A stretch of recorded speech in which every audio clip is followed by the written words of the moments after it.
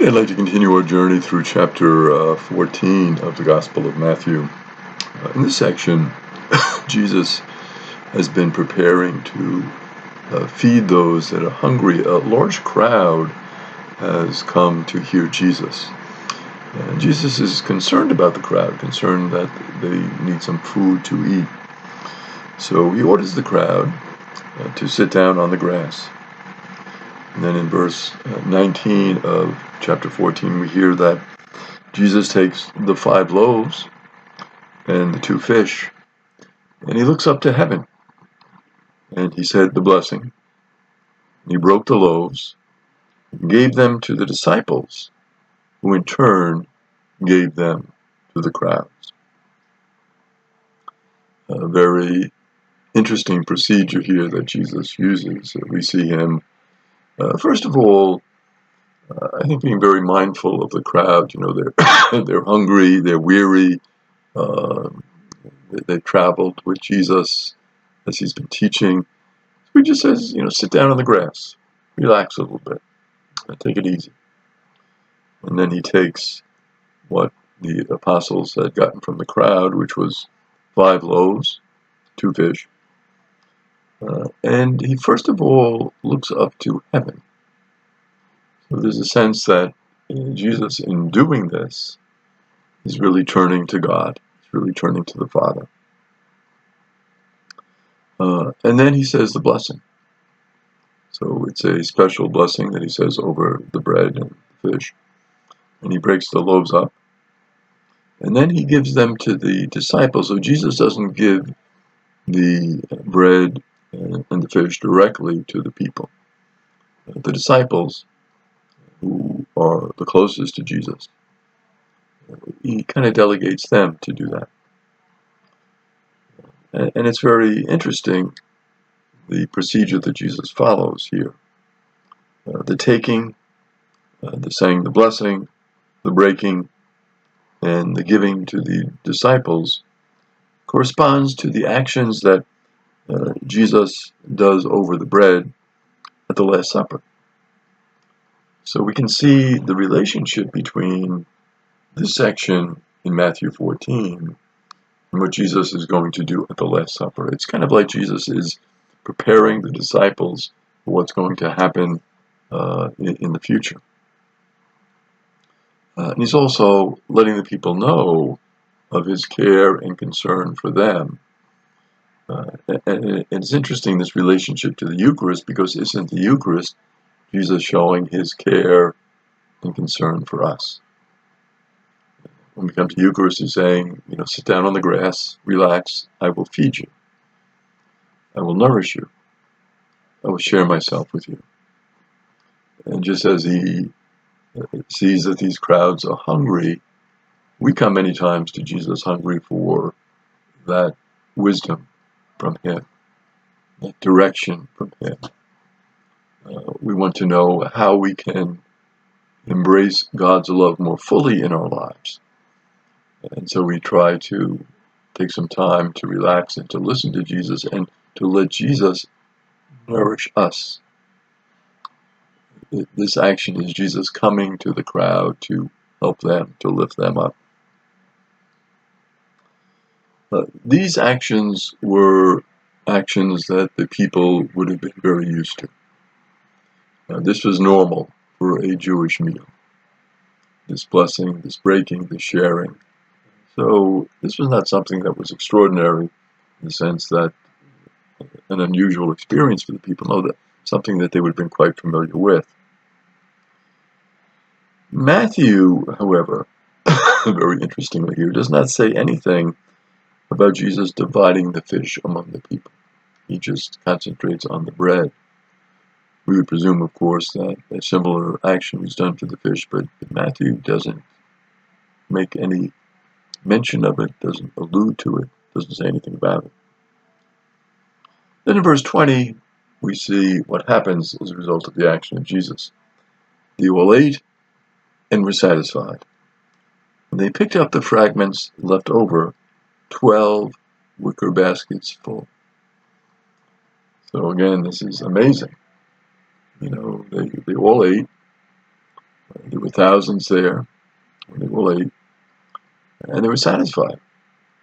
So you can imagine the feast they had. I mean, they were hungry. They've been traveling with Jesus for a while, and they were satisfied. So they ate a lot. And Matthew is quick to mention that it wasn't just, they just barely had enough food, and they covered everybody. No, there was stuff left over. There were 12 fragments that were left over. The fragments left over are very similar to a experience we see from the Hebrew Scriptures, very similar in Elisha's miracle. The word fragment, Greek word chiasmata, is used in the singular of the broken bread of the Eucharist in that famous early Christian writing, the Didache, section 9, verses 3 and 4. So, again, the parallel with the Eucharist, the fragments. This is the leftovers.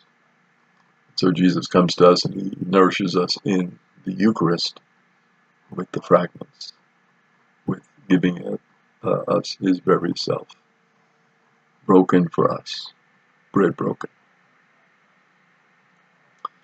In verse 21, it gives the accounting. Those who ate were about 5,000 men, not counting women and children. So we can imagine this huge crowd, just the 5,000 men. There were many women, maybe, as a matter of fact, more women than men, because in that time, the fighting back and forth, sometimes there were more women, actually. And of course, then you have the children. So 5,000, maybe 6,000 or 7,000 women, maybe a similar number of children, maybe more children, quite a huge number. Interesting in this passage is similarities with a famous passage from the book of the prophet Isaiah, chapter 25, verse 6. Isaiah writes, "On this mountain, the Lord of hosts will provide for all peoples a feast of rich food and choice wines, juice, rich food, and pure choice wines." So it's interesting, it's on a mountain, and it's the Lord who is providing this food. It's a rich food, it's a good food, substantial food. It's a food that left the people satisfied. They felt good with this meal. So Isaiah is pointing to this special experience, the special experience of a meal. And what Jesus is providing here for the 5,000 men and the additional women and children is a special experience of a meal. And in doing that, of course, Jesus shows his caring for them. And we see the parallels with our Eucharist today, where Jesus shows us his caring for us in the Eucharist. It's not just that Jesus came and taught and did some miracles and died for us. No, he has this ongoing relationship with us. It's not that Jesus came long ago and doesn't care about us. Just the opposite. Jesus came and, of course, revealed himself in the beginning. God revealed to Abraham. So there's a long history of revelation and of God's covenant with us. But then we see with Jesus this covenant continuing, and Jesus sharing his very self with us in the bread that is broken. So the story of the feeding of the 5,000 becomes a central story, a very important story in the early church. As we saw, it's in all 4 of the Gospels, so it points to the significance of it, and also for the sense of liturgy in the early church community. The emphasis really is on the symbolic nature of the incident.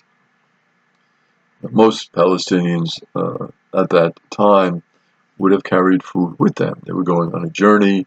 They didn't know how long the journey would take. So there would have been food there. But the way, of course, Jesus makes the food available to them and encourages the sharing and the blessing and the caring is the significance of the story. It shows the love Jesus has for the people. It's not just that he wanted to preach and teach to them. Jesus wanted to minister to all of their needs. And so through the Eucharist today, Jesus is encouraging us in a similar way. How can we minister to the needs of the people? What do our people need? How can we build them up? How can we care for them, make their lives better and richer? So Jesus encourages us to be Eucharist to one another. Just as Jesus shares that bread, the fish with us, we are to share with one another.